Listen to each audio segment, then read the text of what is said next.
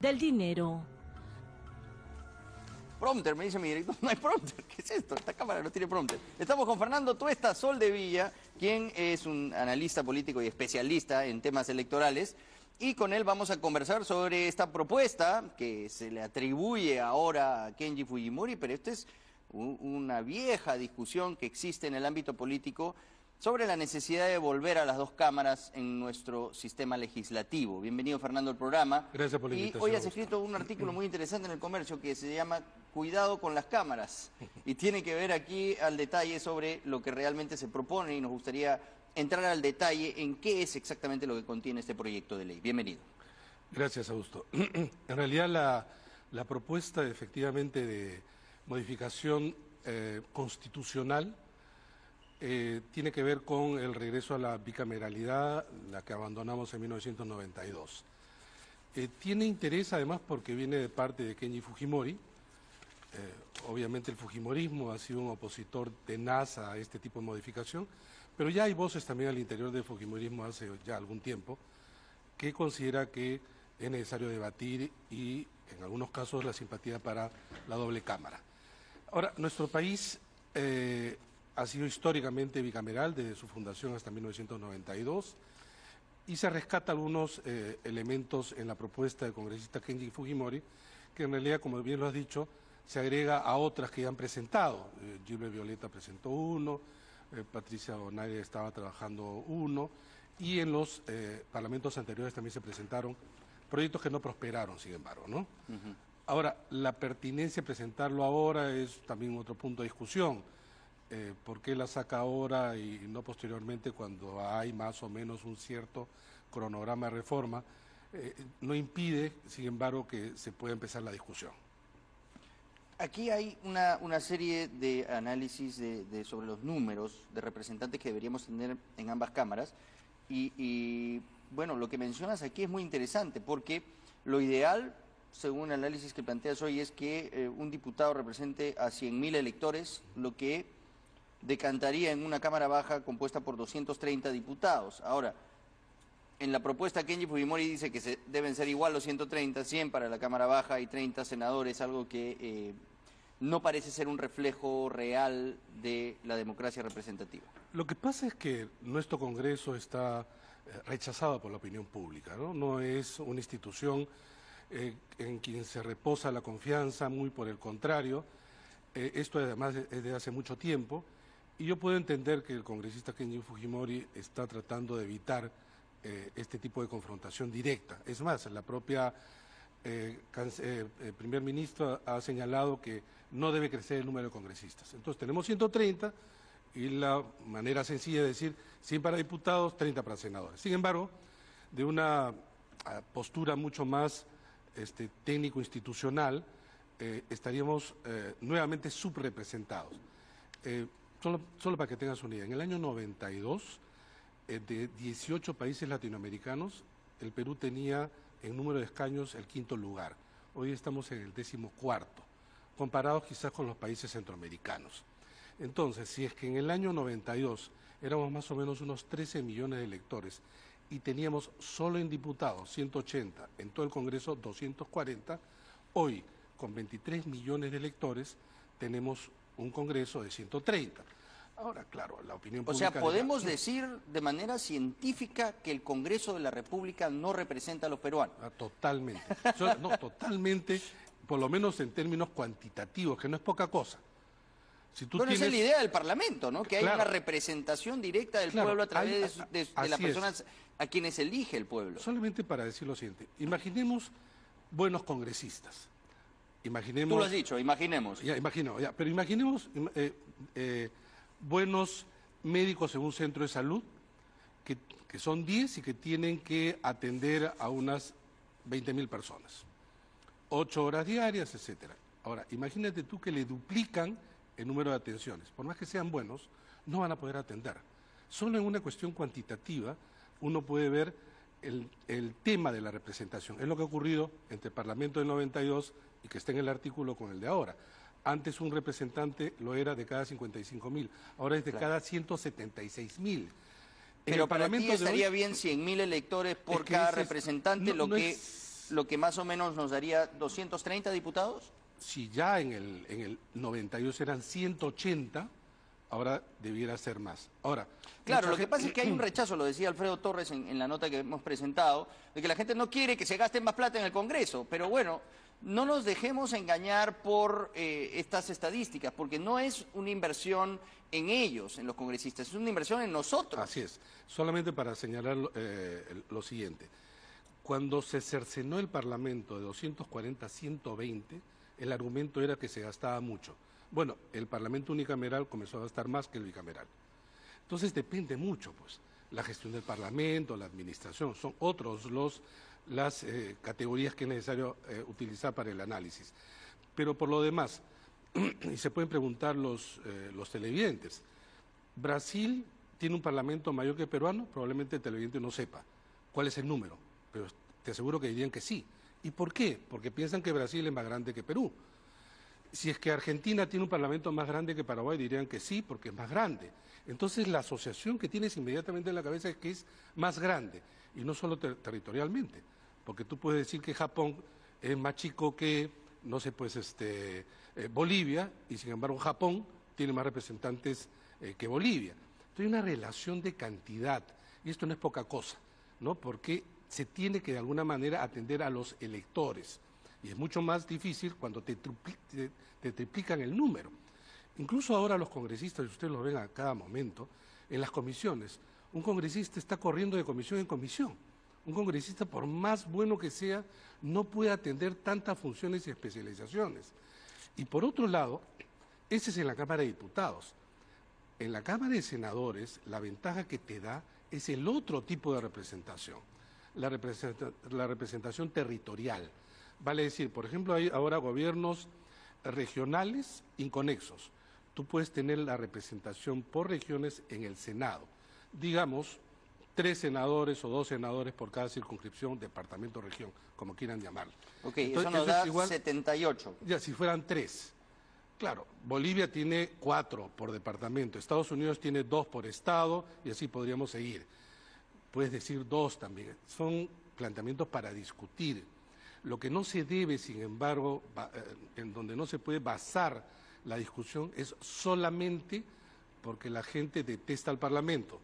Una función del político es persuadir también a la gente. Esto requiere una discusión mayor. Pero hay que trasladar ese concepto a la población. Así es que estos representantes son los representantes directos de la población, del ciudadano, que los elige para que, a su vez, de manera recíproca, vuelva a los lugares de origen, atienda las necesidades de sus electores. Y también los puedas controlar mejor. Por ejemplo, los limeños, tenemos 36 representantes. En una encuesta que se hizo hace un buen tiempo en el Instituto de Opinión Pública, tan solo el 18% recordaba el nombre de 3 de 36. Cuando tú tienes 36 que representan a 7 millones, estos 36 se autonomizan, nadie habla en nombre de Lima, los 36 nunca han hablado en nombre de Lima, ni tampoco los limeños los controlan, pero si tú tuvieras circunscripciones más pequeñas, tú podrías decir, mi diputado del distrito tal, yo lo estoy siguiendo, y él me tiene que responder porque yo lo he elegido. Es decir, más no es peor, más debe ser mejor. Ahora, la calidad de esos representantes ya no tiene que ver con el diseño institucional, tiene que ver con nosotros que los elegimos. O los 130 los eligieron los chilenos, los bolivianos, los ecuatorianos, en venganza nuestra. No, pues, no, eso los hemos elegido nosotros. La calidad de los representantes depende también del electorado, no solamente de la oferta. En el caso del debate político, que vemos que en un sistema unicameral genera mucho desgaste, mucho enfrentamiento, porque se pierde mucho tiempo y mucho esfuerzo en el debate político, si es que lo podemos llamar así, pero bueno, llamémoslo un debate político en el Pleno, y no se canalizan los esfuerzos por hacer leyes para mejorar las cosas en nuestro país. Yo creo que está bien el planteamiento del congresista Kenji Fujimori como otros, que es lo que se llama un Congreso con cámaras asimétricas. Vale decir, que el diputados se aprueba la ley y en Senado se revisa la ley, se mejora la ley. Hoy pasan muchas leyes al Ejecutivo que son devueltas, en muchos casos también, por un conjunto de errores. o por el apresuramiento. O se dispensa o las de comisiones discusión, específicas, ¿no? Las comisiones actúan como especie de Cámara de Senado, porque, ok, vamos a pasar a la Comisión de Constitución para ver si procede. No, pues, o sea, el Parlamento tiene que pasar una ley que sea constitucionalmente viable, ¿no? Y además, y por eso está el Senado, que en general, cuyos integrantes tienen una mayor edad y mayor experiencia, requieren también apaciguar esos ánimos muchas veces encendidos, o esas leyes que pasan rápidamente.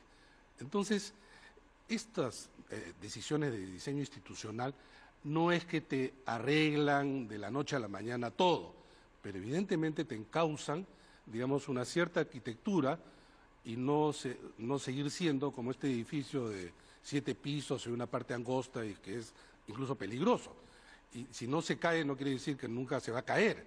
El nuestro es un edificio institucional que tiene un conjunto de errores de diseño para empezar, ¿no? Y de funcionamiento, ni que hablar. En el caso de las tareas específicas de gran responsabilidad democrática que tiene el Parlamento, como la elección del defensor del pueblo, los magistrados del Tribunal Altas Constitucional, autoridades del Estado, ¿no?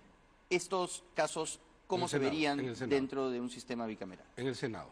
El Senado es quien debiera elegir, como históricamente ha sucedido. ¿Esto sería una tarea que se podría cumplir con más facilidad en una Cámara de Senadores? Sin duda, pero además, acuérdate que acá existe una paridad en la representación, ¿no? Vale decir, senadores que representan también a las regiones. Esto le da, digamos, una mayor amplitud y, por otro lado, también que no estén sobre representados quienes tienen ya más electores, digamos Lima. Eso sí está en la Cámara de Diputados, pero no en la de senadores. Y entonces hay una mayor versatilidad y, repito, una mayor posibilidad de encuentro y de consenso que debe existir para la elección, por ejemplo, de las altas autoridades del Estado.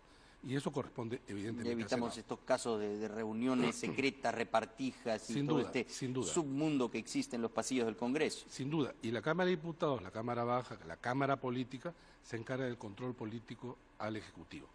Y ahí hay un tema que lo comentamos antes, justo en la entrevista, que tiene que ver con las relaciones ejecutivo-legislativo. El proyecto, aunque discrepo en esta parte, sostiene que para disolver la Cámara de Diputados se tiene que negar 3 veces, ya no 2, la confianza al gabinete o 3 censuras ministeriales o de gabinete ministerial, una combinación de ellas. Y sin embargo, en el último año no se puede disolver el Parlamento. Yo creo que esto inclina más todavía la cancha a favor de un Congreso si tiene una oposición mayoritaria al Ejecutivo. Creo que se debe mantener las 2 posibilidades que tiene solamente el Congreso y además añadir lo siguiente, cosa que no ocurre ahora y que es sumamente peligroso. En el último año el presidente no puede disolver el Parlamento hoy y sin embargo el Parlamento en ese año sí puede censurar a un gabinete completo. Debiera ser, sin embargo, el último año ninguna de las cosas pueden realizarse. Porque de lo contrario estaríamos el Parlamento hoy. Y sin embargo, el Parlamento en ese año sí puede censurar a un gabinete completo. Debiera ser, sin embargo, el último año ninguna de las cosas pueden realizarse. Porque de lo contrario pueden declarar estaríamos incapacidad del presidente. No, ese presidente. Está hablando momento, el gabinete ministerial. O sea que en el último año tampoco censuren. Censuren el gabinete. Obviamente para proteger exactamente en orden. Exactamente, ¿no? Esa es, digamos, una de las observaciones que se le puede hacer también al proyecto del congresista Kenji Fujimori, pero además, es debatible, ¿no? Claro, y hablando además ahora de las intenciones que pueden haber detrás de esta propuesta del congresista Kenji Fujimori en el contexto actual, el enfrentamiento interno que hay en la bancada de Fuerza Popular entre los 2 hermanos Fujimori. Además, se le ha encarado al congresista Kenji Fujimori en una entrevista reciente que le hace a Nusca Guanaluque y dice, ¿y usted qué ha hecho aparte de querer la liberación de su padre? Bueno, no ha hecho nada. Entonces, vemos que de manera apresurada mete este proyecto de ley que además resalta el congresista Kenji Fujimori es una deuda que tenemos pendientes porque, claro, después del autogolpe del 5 de abril del 92, pues es una deuda pendiente que tiene el fujimorismo con los peruanos. ¿Esto qué lectura política tiene? En el contexto que se da, ¿no? Sí. Yo estoy de acuerdo contigo y es preocupante porque puede despertar al interior del fujimorismo, digamos, aquellas posiciones radicalmente opuestas a cualquier posibilidad de modificación del Congreso. Ya en el fujimorismo había ido ganando la idea de una modificación en favor de la bicameralidad. Esto puede hacer retroceder y para mí ese sería el peor impacto de este proyecto, ¿no? Es decir, nuevamente, si además tienen la mayoría absoluta y casi calificada para hacer modificaciones constitucionales, entonces eso sí sería realmente negativo. Además, el mérito se lo lleva Kenji Fujimori, ¿no? O sea, Claro, el que modificó el Congreso y lo modernizó y lo devolvió a la bicameralidad fue Kenji Fujimori. No es exacto, como ya hemos conversado al respecto al inicio de la entrevista. Este es un debate político que se viene hace tiempo. Lo que pasa es que el oportunismo del menor de los Fujimori, en este caso, ha sido audaz y ahora todos hablan de la propuesta de Kenji Fujimori. Así es. Ya han presentado otros y como repito, en la propia bancada de Fuerza Popular había ya una inclinación a favor de esta medida y que sin embargo no se plantea por una sencilla razón. En la reforma que se está desarrollando, o intentos de desarrollarla en la Comisión de Constitución, se están planteando modificaciones con miras a las elecciones regionales y municipales. Terminado esto, la idea era ir a la discusión de los temas constitucionales, uno de cuyos temas, evidentemente, y de los principales es este. Pero Kenji Fujimori ha propuesto esto y es indudable que hay que debatirlo, ya se está debatiendo, ¿no?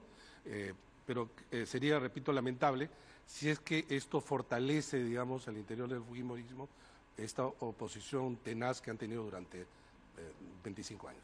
¿Qué va a pasar primero? ¿Volvemos al sistema de 2 cámaras o campeón de alianza? Sí, el campeón de alianza ahora en diciembre, lo otro puede...